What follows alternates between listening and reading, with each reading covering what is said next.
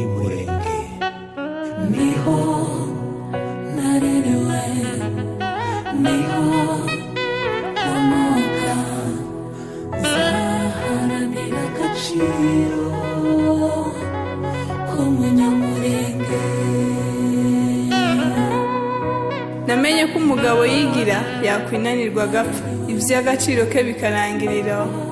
Agaciro k'umunyamurenge nta wundi uzakaduha tudahagurutse ngo tukihe. Ejo heza y'umurenge biri mu maboko yanje nawe, dusenyere umugozi umwe. Turi bato ariko ntitukabe gito, twishakemo ibisubizo ntawe usigaye nk'abahinga mu kwabo, kuko uhinga mukwe ntasigana.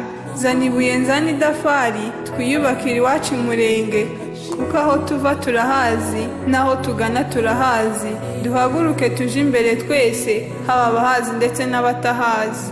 Uwamwoye amata y'umurenge ntashobora namba kuhima amaraso. Ahatubyaye hakaturera tugakura, tugomba kuhubaka twese dushize hamwe.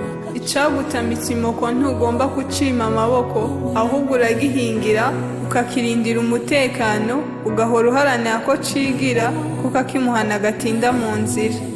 Twihesha agaciro nk'abana b'umurenge. Iyo utaye agaciro uratabwa, iyo utimenye ntawe ukumenya, kandi iyo utiyubashe ntawe ukubaha.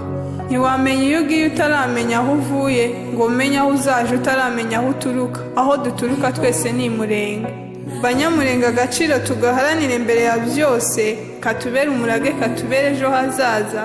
Amahanga araducumbikiye, ariko ntitukibagize ko turi abana b'umurenge. Agaciro kacu ni uko umurenge yakomeza kuba iwacu. Tuhubake, tuharinde, tuhature, ni iwacu. Niho nkomoka, nzaharanira agaciro.